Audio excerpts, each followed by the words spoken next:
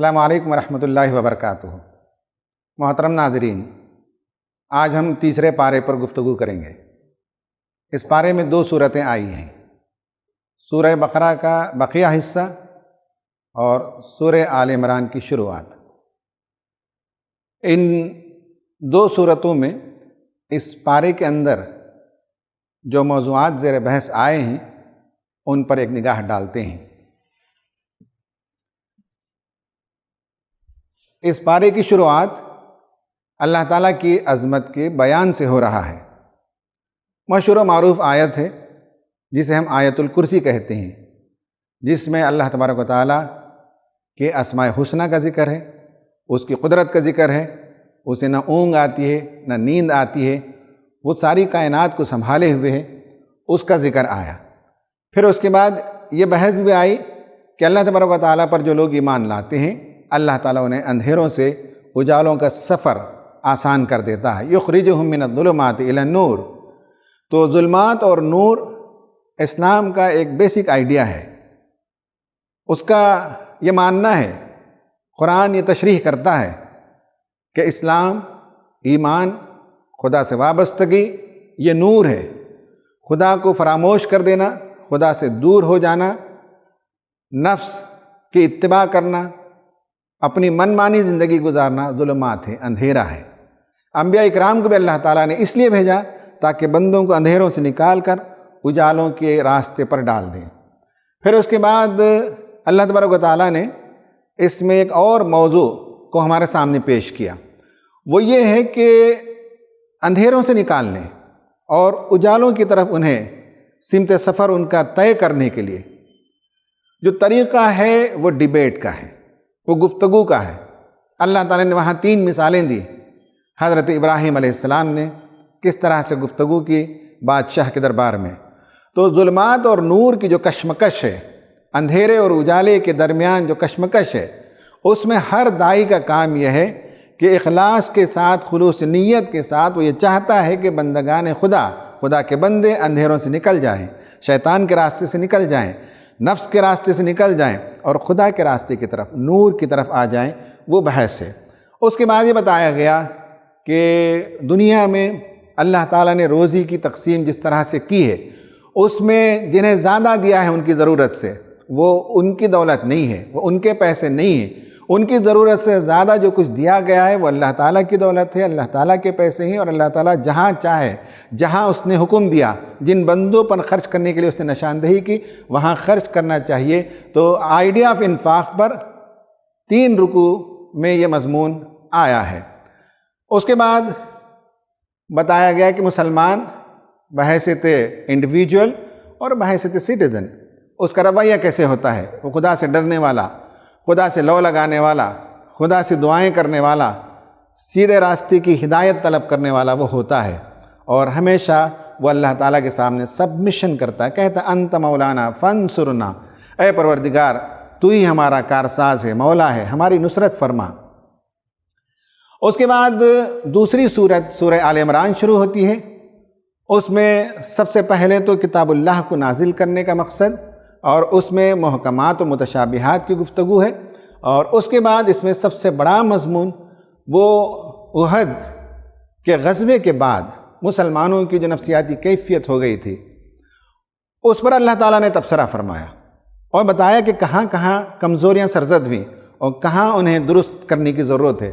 اور پھر سورہ آل عمران کا بقیہ حصہ وہ ہے بنی اسرائیل سے گفتگو، ان سے ڈیبیٹ، ان کی غلطیوں کی نشاندہی، انہیں تنبیہ کی گئی۔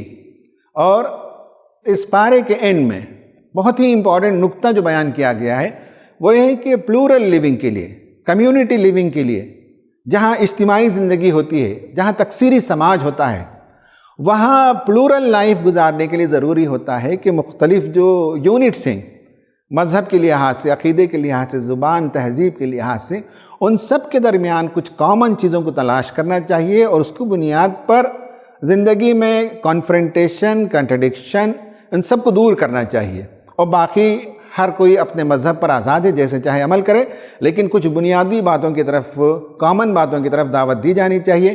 بنی اسرائیل کے لیے، اہل کتاب کے لیے اس سے زیادہ اور مضبوط بات، اس سے زیادہ کامن انٹرسٹ کی بات، اس سے زیادہ نقطہ اتفاق کیا ہو سکتا ہے کہ اللہ تعالیٰ کی توحید کی طرف انہیں دعوت دی جائے، اس لیے کہ بنی اسرائیل توحید کے علمبردار تھے۔ یہ گفتگو ہم پارہ نمبر 1 میں کر چکے ہیں، اس لیے اللہ کے رسول صلی اللہ علیہ وسلم کی زبان سے یہ بات دہرائی گئی کہ بنی اسرائیل سے، اہل کتاب سے کہا گیا تعالوا الی کلمۃ سواء بیننا وبینکم الا نعبد الا اللہ، اے اہل کتاب آؤ ہم اور تم ایک نقطہ سوا پر، ایک کامن پوائنٹ پر جمع ہو جائیں، اور وہ یہ ہے کہ اللہ کے سوا کسی کی عبادت نہ کریں، اس کے ساتھ کسی کو شریک نہ ٹھہرائیں، اور اربابا من دون اللہ، اللہ کے علاوہ اور بہت سے ارباب اور بہت سے رب اور بہت سے انسانوں کو جو ہم قانون سازی کا حق دے دیتے ہیں اس سے ہم بچیں۔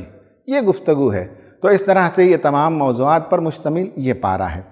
اب آتے ہیں ہم اس پارے میں ایک کی انڈرسٹینڈ کرنے کے لیے، وہ ہے محکمات و متشابہات کا علم۔ یہ بہت ہی اہم کلید ہے، اسے جاننا بہت ضروری ہے۔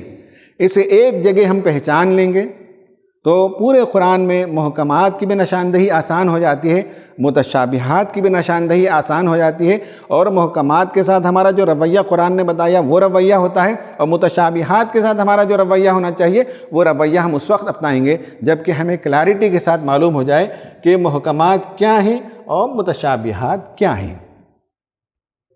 سورہ آل عمران کی شروعات میں یہ آیت آئی ہے، هو الذي انزل عليك الكتاب منه آيات محكمات هن ام الكتاب واخر متشابهات فاما الذين في قلوبهم زيغ فيتبعون ما تشابه منه ابتغاء الفتنة وابتغاء تأويله وما يعلم تأويله الا الله والراسخون في العلم يقولون آمنا به كل من عند ربنا وما يذكر الا اولو الالباب۔ یہ بہت ہی اہم آیت ہے۔ اس میں بتایا گیا کہ وہی پروردگار ہے جس نے آپ پر یہ قرآن نازل کیا۔ اس میں محکمات ہیں جو اس کتاب کی بنیاد ہیں، اور اس میں متشابہات ہیں۔ متشابہات کے سلسلے میں بعض لوگوں کا رویہ یہ ہے کہ جن کے دلوں میں ٹیڑھ ہے، جو فتنہ جو ہوتے ہیں، وہ اس کی تعویل کے پیچھے پڑنے لگتے ہیں، اس کے اندر غلط سلط مفہوم ڈھونڈنے اور نکالنے، اور اس کے ذریعے سے قرآن سے قریب ہونے کے بجائے قرآن کا استہزاء کرتے ہیں، قرآن سے دور ہو جاتے ہیں، متشابہات کی من مانی تعویل کرنے لگتے ہیں۔ حالانکہ متشابہات کا علم اللہ تعالیٰ کو ہے، اور یہ میں بریکٹ میں یہ بات لگاتا ہوں کہ ان میں سے جو علم اللہ تعالیٰ بندوں کو دینا چاہے وہ دیتا ہے، اور بعض علم اللہ تعالیٰ اپنے ہی پاس رکھتا ہے، اور جب ظاہر کرنا ہے وہ ظاہر کرے گا۔ اور کہا کہ جو اہل ایمان ہوتے ہیں وہ محکمات پر عمل کرتے ہیں، متشابہات کے بارے میں کہتے ہیں کہ سب خدا کی طرف سے، ہم اس پر ایمان رکھتے ہیں، اور یہ عقل مندی کا رویہ ہے، یہ شیوا اولو الالباب کا ہے۔ تو ہم اس موضوع پر مولانا محمد عمر اسلم اصلاحی صاحب مدرسۃ الاصلاح کے شیخ التفسیر ہیں، ان سے پوچھتے ہیں کہ محکمات و متشابہات کا علم قرآن کے پڑھنے والوں کے لیے کتنا ضروری ہے۔ الحمدللہ وکفا وسلام علی عبادہ الذین اصطفیٰ، اما بعد۔ قرآن کے سمجھنے میں محکمات و متشابہات کا علم کتنا ضروری ہے، اس کا جواب تو خود قرآن مجید نے دے دیا ہے۔ سورہ آل عمران کی آیت نمبر 7 ہے۔ اس آیت کے اندر ہی یہ اشارہ موجود ہے کہ آیات محکمات سے مراد وہ آیات ہیں جو زندگی کے مختلف شعبوں سے متعلق اہم اور بنیادی ہدایات پر مشتمل ہیں۔ ان کی صحیح معرفت کے بغیر زندگی کو صحیح خطوط پر استوار کرنا ممکن نہیں ہے۔ تو ظاہر ہے کہ ان کا علم حاصل کرنا نہ صرف مومن بننے کے لیے بلکہ انسان بننے کے لیے بھی ضروری ہے۔ یہ ان تعلیمات پر مشتمل آیات ہیں جن کے حقائق معلوم کیے جا سکتے ہیں، ان کے فلسفے کا پتہ لگایا جا سکتا ہے، ان کی فرضیت کی حکمت کا اندازہ کیا جا سکتا ہے، اور ان سے بے اعتنائی کے عواقب کا سراغ لگایا جا سکتا ہے۔ جہاں تک متشابہات کا تعلق ہے تو ان سے مراد وہ آیات ہیں جو قابل فہم تو ہیں، ان کی توجیہ بھی ممکن ہے، ان پر ایمان لانے میں کوئی چیز مانع بھی نہیں ہے، لیکن ان کی تحقیق نہیں کی جا سکتی، ان کی حقیقت تک اس دنیا میں پہنچنا ممکن نہیں، وہ حقائق ابھی ہماری دسترس سے باہر ہیں۔ مثلا جہنم پر 19 داروغوں کے متعین ہونے کا ذکر قرآن نے کیا ہے، اور سب جانتے ہیں کہ فرشتے ہیں یہ، اور فرشتے اللہ تعالیٰ کی سب سے زیادہ طاقتور مخلوق ہیں۔ اب اگر طاقتور مخلوق، وہ بھی پوری کائنات کے سب سے طاقتور مخلوق میں سے 19 متعین ہوں، تو یہ اندازہ کیا جا سکتا ہے کہ وہ سب پر کنٹرول کرنے اور ان کو اپنے قابو میں رکھنے کے لیے کافی ہو سکتے ہیں۔ البتہ فرشتوں کی طاقت اور ان کی قدرت کی واقعی تحقیق نہیں کی جا سکتی، اس لیے کہ ان سے ہمارا کوئی سابقہ نہیں۔ اسی طرح جہنم میں ایک درخت ہے، قرآن مجید نے ذکر کیا ہے کہ وہ آگ کے اندر درخت اگے گا۔ اس دنیا میں اس پر بھی ریسرچ ممکن نہیں کہ وہ کیسا درخت ہوگا، اس کی خوراک کیا ہے۔ البتہ اندازہ کرنے کے لیے ہم اس پر قیاس کر سکتے ہیں کہ ہمارے یہاں ایک پودا پایا جاتا ہے جسے بے حیا کہا جاتا ہے۔ میں نہیں کہہ سکتا کہ دوسرے علاقوں میں اسے کیا کہا جاتا ہے، لیکن برسات میں یہ پودا مرجھایا سا رہتا ہے، جاڑے میں نارمل حالت میں رہتا ہے، اور مئی جون میں خاص طور سے شدید گرمی اور لو میں یہ انتہائی ہرا بھرا ہو جاتا ہے۔ تو اس سے اندازہ ہوتا ہے کہ پودوں کی اپنی خاصیات ہوتی ہیں اور ان کی الگ الگ خوراک ہوتی ہیں۔ ممکن ہے جہنم کے پودے کی خوراک وہی آگ ہو، لیکن اس کے بارے میں کوئی قطعی رائے قائم نہیں کی جا سکتی۔ اسی طرح جہنمی جہنم میں جلیں گے لیکن انہیں موت نہیں آئے گی۔ اب جلنے کے باوجود بھی موت نہیں آئے گی، دنیا میں اس کا ہمارے پاس تجربہ کرنے کا کوئی ذریعہ نہیں ہے، اور نہ ہم اس کی کوئی وسیل تلاش کر سکتے ہیں۔ بس یہ اللہ تعالیٰ کی طاقت اور اس کی مرضی پہ منحصر ہے، اس لیے ہم اس کی تحقیق کے در پہ نہیں ہوں گے۔ البتہ یہ بات ذہن میں رہے کہ ان میں سے کوئی چیز بھی اللہ کی قدرت سے باہر نہیں ہے۔ تو اس طرح کی چیزوں کی تحقیق میں کوئی معقول آدمی نہیں پڑ سکتا جن کا پتہ لگانا اس کے لیے ممکن نہ ہو۔ ان تفصیلات سے معلوم ہوتا ہے کہ محکمات کا علم ان کی حقیقت اور فلسفے سمیت ہونا ضروری ہے، لیکن متشابہات کا علم اسی حد تک کافی ہے جس حد تک قرآن مجید میں بیان کیا گیا ہے۔ ان پر ریسرچ و تحقیق کے در پہ ہونا اپنے حدود و اختیارات سے تجاوز ہے۔ وما علینا الا البلاغ۔ ناظرین، آپ نے مولانا کو سنا اور انہوں نے بتایا کہ اہل ایمان کا رویہ کیا ہوتا ہے۔ متشابہات کی 2-3 مثالیں بھی آپ نے پیش فرمائیں۔ آپ دیکھ سکتے ہیں کہ محکمات اور متشابہات دونوں کے درمیان ایک کمپیریزن یہاں پیش کیا گیا ہے۔ پہلی بات تو یہ کہ محکمات کیا چیزیں ہیں۔ محکمات انٹرپریٹیشنز آف وچ از نون، جس کا معنی، جس کا مفہوم معلوم ہے۔ احل اللہ البیع وحرم الربا، جب اللہ تعالیٰ کہتا ہے تو تجارت کیا ہے سب معلوم ہے، سود کیا ہے، ہر معاشرے میں سود کا جو نظام تھا لوگ اسے جانتے ہیں۔ تو یہ وہ معنی ہیں جو عام ہیں۔ محکمات جب کہتے ہیں تو فنڈامنٹلز ہیں۔ وَأَقِیمُوا الصَّلَاةَ جب قرآن نے کہا تو یہ فنڈامنٹل چیز ہے اسلام کی۔ کوئی شخص ایمان لے آتا ہے تو اس کے بعد نماز اس پر فرض ہے، اور نماز کیا ہے وہ جانتا ہے۔ یہ فنڈامنٹل مفہوم ہے، ان ایمبیگوئس ہے، اس میں کوئی شک و شبہ نہیں ہے، اس میں کوئی زو معنی نہیں ہے، اس میں کوئی ڈاؤٹ نہیں ہے۔ جب کوئی بات اسلام ہمارے سامنے ڈوز اینڈ ڈونٹس کی پیش کرتا ہے، عمل کی بات پیش کرتا ہے، قرآن اگر کہتا ہے وَأَنفِقُوا فِي سَبِيلِ اللَّهِ، اللہ کے راستے میں خرچ کرو، تو معلوم ہے اس میں کوئی ایمبیگوٹی نہیں ہے کہ اللہ کے راستے سے مراد کیا ہے۔ کوئی سوال نہیں کرتا کہ اللہ تعالیٰ کا راستہ کہاں ہے، سب کو سمجھ میں آتا ہے کہ اللہ کے راستے میں خرچ کرنے سے مراد اس کے بندگان خدا پر خرچ کرنا ہوتا ہے۔ ایکسپلیسٹ میننگ، الفاظ قرآن نے جب بیان کیے ہیں، احکام بیان کیے ہیں، حج اور عمرہ، تو یہ سب وہ معنی ہیں جو بہت ایکسپلیسٹ ہیں۔ اہل ایمان کا طریقہ یہ ہے کہ وہ اسٹیبلشڈ میننگ کو مانتے ہیں، اسے تسلیم کرتے ہیں۔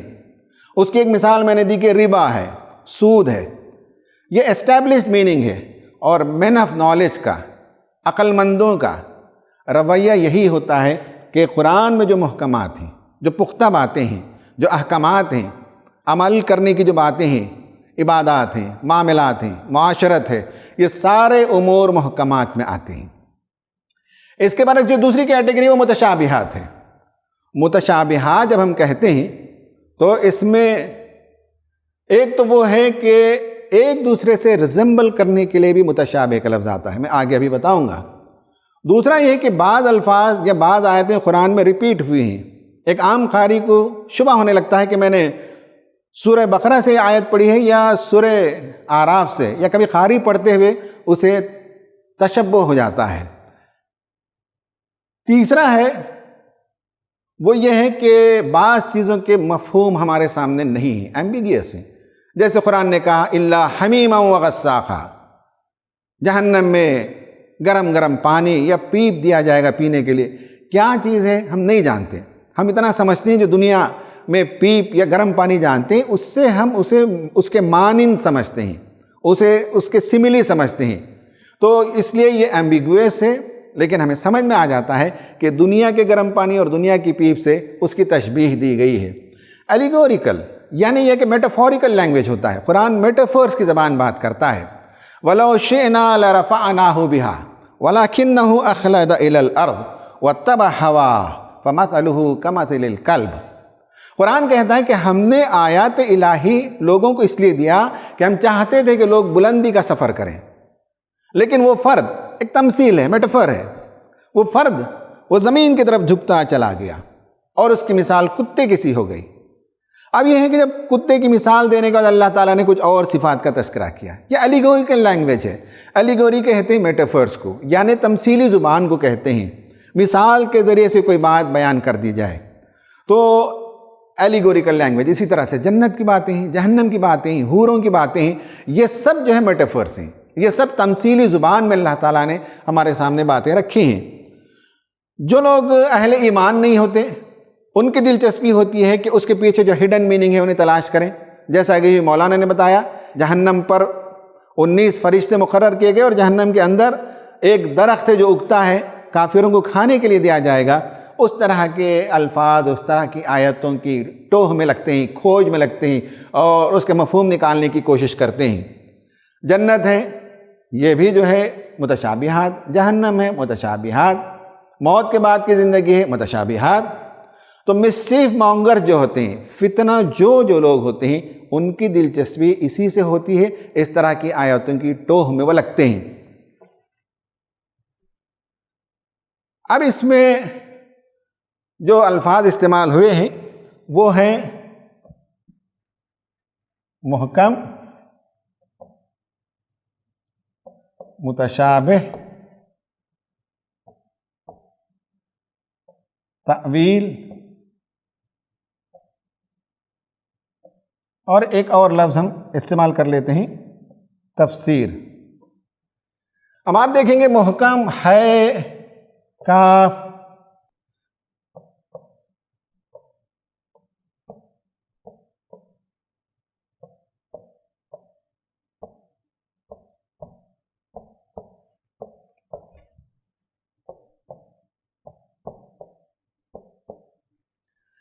محکم اس کا مادہ ہے کاف میم سے ہے۔ اس سے قرآن میں کئی الفاظ آتے ہیں۔ محکم پختہ کے لیے، حکم فیصلہ دینے والا، جس کا ذہن پختہ ہو، جس کا علم پختہ ہو وہ فیصلہ کر سکتا ہے۔ تو وہ حکم وہ ہیں جو معاملات کو سمجھیں اور پختگی کے ساتھ فیصلہ کریں، میچیورٹی کے ساتھ فیصلہ کریں، اور اسی سے حکمت بھی ہے، وزڈم بھی ہے۔ تو محکمات کا مطلب قرآن کی وہ آیتیں جو میچیورڈ ہیں، پختہ ہیں اور اپنے آپ میں وہ ایکسپلیسٹ ہیں، ان کا معنی بہت آسانی سے سمجھ میں آتا ہے، یہ ہے محکم۔ متشابہ شین بے ہے سے ہے، اس سے کئی مفہوم نکلتے ہیں، کئی الفاظ بنتے ہیں۔ ایک شبہ، ڈاؤٹ ہو جانا، یہ بھی اسی سے نکلتا ہے۔ ایک ہے تشبیہ دینا، کسی کو کسی سے تشبیہ دینا۔ جب ہم کہتے ہیں کہ کسی کو وہ شیر کی طرح ہے تو ہم تشبیہ دیتے ہیں، وہ آدمی شیر نہیں ہے، لیکن جب تشبیہ دیتے ہیں تو شیر کی طرح، تو بات سمجھ میں آ جاتی ہے کہ اس کے اندر قوت ہے، جرأت ہے اور بہت ہی بولڈ انسان ہے، تو ہم کسی کو کسی سے تشبیہ دیتے ہیں۔ اور اسی سے متشابہ میں ایک اور معنی بھی نکلتا ہے کہ دو چیزیں سملر لگتی ہیں اور تھوڑا سا ڈیپر انڈرسٹینڈنگ کے بعد سمجھا جا سکتا ہے، تو وہ مانند ہونا ہے، ایک دوسرے کے برابر قریب ہونا ہے، یہ بھی اس سے معنی نکلتا ہے۔ ہم اس پر بات کریں گے۔ تأویل جو ہے وہ الف واو لام سے ہے اور اس سے کئی چیزیں نکلتی ہیں۔ اول ہے، اولا ہے، اولا ہے، آل ہے، آل فرعون، آل محمد۔ تو جڑ کی طرف جانا، اس کا مادہ ہے جڑ کی طرف جانا، بنیاد کی طرف جانا۔ آل محمد جب کہتے ہیں تو رسول صلی اللہ علیہ وسلم کے جو خاندان ہیں، پھر اس کے بعد آپ کے ماننے والے۔ آل فرعون ہیں تو فرعون کے خاندان والے۔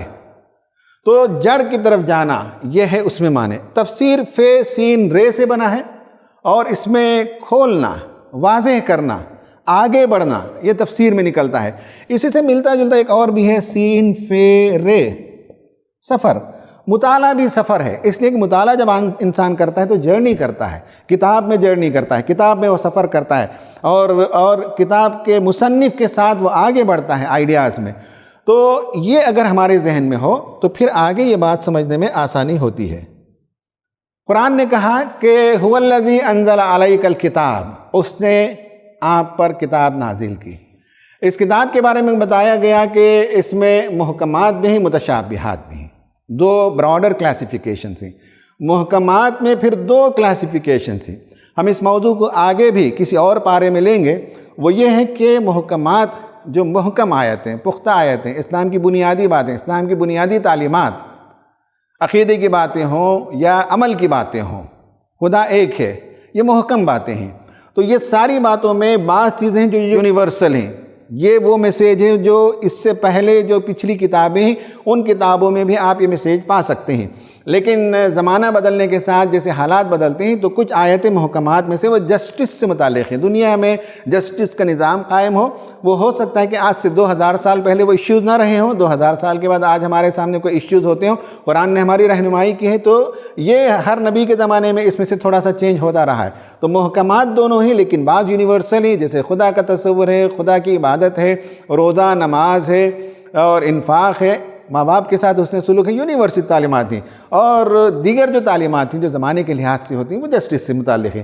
جیسے میں نے یہاں مثال دی ہے، خدا کا تصور اور عبادت کا تصور، یہاں پولیٹیکل ایشوز ہوتے ہیں، سوشل ایشوز ہوتے ہیں، اس میں جو رہنمائی ہمیں ملتی ہے یہ محکمات میں سے ہیں۔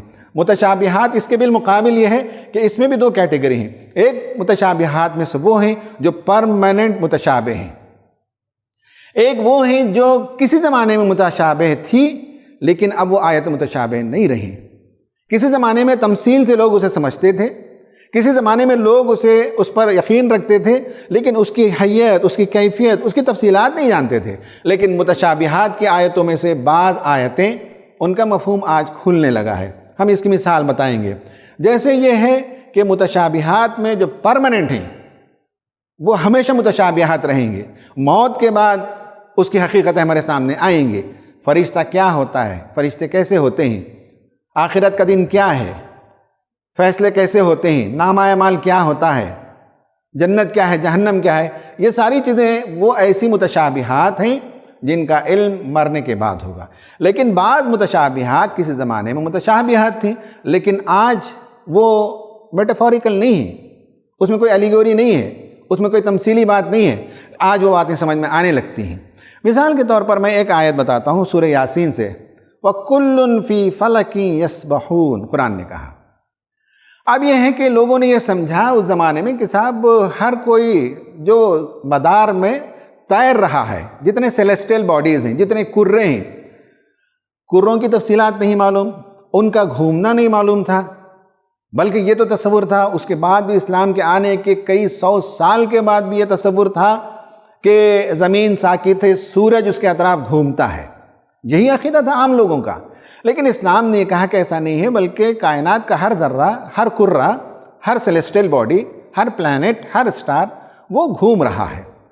تو کسی زمانے میں یہ بات لوگوں کو واضح نہیں تھی، لیکن آج سمجھ میں آ گئی کہ وَكُلٌّ فِي فَلَكٍ يَسْبَحُونَ کا مطلب آربیٹل موومنٹ ہے۔ سورج کے اطراف پلانٹس گھوم رہے ہیں، خود سورج وہ گھوم رہا ہے، گیلیکسی گھوم رہی ہے، تو ہر چیز گھوم رہی ہے۔ اب یہ بات سمجھ میں آئی۔ اس کی ایک اور مثال سورہ یاسین میں کہا گیا، سبحان الذی خلق الازواج کلھا مما تنبت الارض ومن انفسہم ومما لا یعلمون۔ یہ آیتیں، یہ باتیں ہو سکتا ہے کہ کسی زمانے میں لوگوں پر واضح نہ رہی ہوں۔ اب یہ بات سمجھ میں آئی کہ کائنات کی ہر چیز لا آف پیریٹی کے تحت ہے، پیڑس کی شکل میں ہے۔ مما تنبت الارض، زمین میں جو تم بوتے ہو، پھولوں میں، پودوں میں، ہر چیز میں میل اینڈ فیمیل کا تصور پایا جاتا ہے۔ وَمِنْ أَنفُسِهِمْ، تمہاری ذات میں، وَمِمَّا لَا يَعْلَمُونَ، بہت سی ایسی چیزیں جن کے بارے میں تمہیں علم نہیں ہے 1400 سال پہلے، لیکن اللہ تعالیٰ نے دھیرے دھیرے اس علم کو انسانوں پر کھول دیا۔ اب یہ معلوم ہوا کہ کائنات میں لا آف پیریٹی یہ ہے، الیکٹریسٹی ہم دیکھتے ہیں تو اس میں پازیٹیو بھی ہے، نیگیٹو وائرنگ بھی ہوتی ہے۔ میگنیٹ لیتے ہیں تو نارتھ پول بھی ہے، اس میں ساؤتھ پول بھی ہے۔ ایٹم لیتے ہیں تو جہاں الیکٹران ہے وہاں پروٹان بھی ہے۔ ایسی بے شمار چیزیں ہیں دنیا میں جس میں اب انسان کو معلوم ہوا کہ پیڑس کی شکل میں ہے یہ۔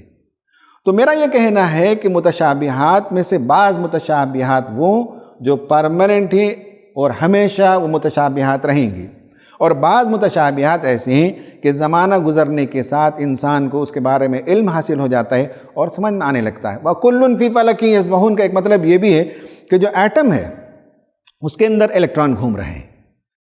یہ جو مائکرو کاسموس ہے یہاں بھی آربٹ میں ستارے گھوم رہے ہیں، اور چھوٹی سی جو کائنات ہے مائکرو کاسموس جسے کہتے ہیں اس یونٹ کے اندر، بیسک یونٹ کے اندر، ایٹم کے اندر الیکٹران گھوم رہے ہیں۔ یہ بھی گھوم رہی ہیں، وہ بھی چیزیں گھوم رہی ہیں، ہر جگہ گھومنا ہے، موومنٹ ہے۔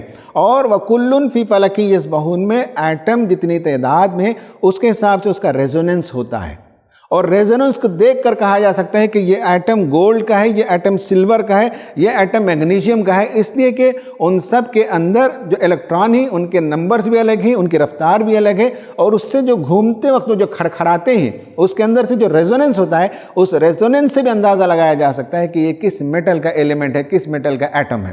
تو اس طرح سے دنیا جیسے تحقیق کرتی ہے، علم کے میدان میں آگے بڑھتی ہے، تو بہت سے متشابہات وہ علم کی روشنی میں آنے لگتے ہیں۔ تو طلبہ کا کام ہے، پڑھنے لکھنے والوں کا کام ہے کہ بعض اس طرح کے امور پر وہ توجہ دیں۔ اس گفتگو کو میں کر چکا، قرآن میں تفسیر کا لفظ ایک ہی مرتبہ آیا ہے، تأویل کا لفظ 17 مرتبہ آیا ہے، اور یہ فے سین رے سے ہے، جرنی اس کا معنی نکلتا ہے اوپن کرنا، ایکسپلین کرنا، کسی چیز کو کھولنا اور کسی چیز پر روشنی ڈالنا۔ عام طور پر ہم کہتے ہیں قرآن کی تفسیر بیان کرنا، حالانکہ قرآن کی تفسیر ایک ہی مرتبہ یہ لفظ استعمال ہوا ہے۔ قرآن کی تعویل کرنا، آیتوں کو اپنے زمانے کے حساب سے میننگ تلاش کرنا، اس کا پرپس تلاش کرنا، اس کی ریالٹی تلاش کرنا، اس آیت سے مراد کیا ہے، اس آیت کی حقیقت کیا ہے، ان الفاظ کے نیچے کیا معنی ہے، ہڈن میننگ کیا ہے، ان بٹوین دا لائنز کیا معنی ہے، روٹ ورڈز کیا ہے، یہ جب آپ تلاش کریں گے تو تعویل ہے۔ تو یہ بیک ٹو روٹس ہے، الفاظ اور آیتوں کو بیک ٹو روٹس لوٹا کر آپ سمجھیں گے تو تعویل ہے۔ تعویل میں ایک تعویل خاص ہے، ایک تعویل عام ہے۔ تعویل خاص جب آیتوں کو پڑھتے ہیں تو مکہ اور مدینہ میں جن لوگوں کے سامنے یہ آیت نازل ہوئی تو اس آیت کا وہ مفہوم تعویل خاص ہے، پھر اسے آپ آؤٹ آف کانٹیکسٹ نکال لیتے ہیں، اور آپ کے کانٹیکسٹ میں آج 21 سینچری میں جیتے ہوئے اس آیت سے ہمارے لیے کیا مفہوم نکلتا ہے، یہ تعویل عام ہے۔ تو اس طرح سے تفسیر، تعویل، محکم، متشابہ، ان چیزوں کا جاننا قرآن کو جاننے کے لیے بہت ضروری ہے۔ یہ ایک مرتبہ ہمیں سمجھ میں آ جائے تو پھر جہاں جہاں ہم قرآن میں ان آیتوں کو انکاؤنٹر کریں گے تو اس کا مفہوم ہم پر بہت آسانی کے ساتھ واضح ہو جائے گا۔ قرآن نے ایک مثال دی ہے تعویل کی۔ حضرت موسیٰ علیہ السلام خضر کے ساتھ گئے، وہ واقعہ ہوا، اور ایک واقعہ یہ ہوا کہ کشتی کو انہوں نے چھید کر دیا، حضرت موسیٰ علیہ السلام نے اعتراض کیا۔ ایک بچے کی موت واقع ہو گئی، حضرت موسیٰ علیہ السلام نے اعتراض کیا۔ ایک جگہ جہاں لوگوں نے مہمان نوازی نہیں کی وہاں بغیر اجرت کے ایک گرتی دیوار کو تھام دیا اور کھڑی کر دیا، تو اس پر بھی حضرت موسیٰ علیہ السلام نے اعتراض کیا۔ آخر میں خضر نے بتایا میں اس کی تعویل پیش کرتا ہوں، میں اس کے روٹ کاز بتاتا ہوں، میں اس کا ہڈن میننگ تمہیں بتاتا ہوں۔ اپیرنٹ میننگ یہ ہے کہ کشتی چھید ہو گئی، یہ اپیرنٹ میننگ ہے۔ اس کا ہڈن میننگ یہ ہے کہ یہ کشتی آگے جائے گی تو اس پار ایک بادشاہ ہے جو اچھی کشتیوں کو سیز کر لیتا ہے۔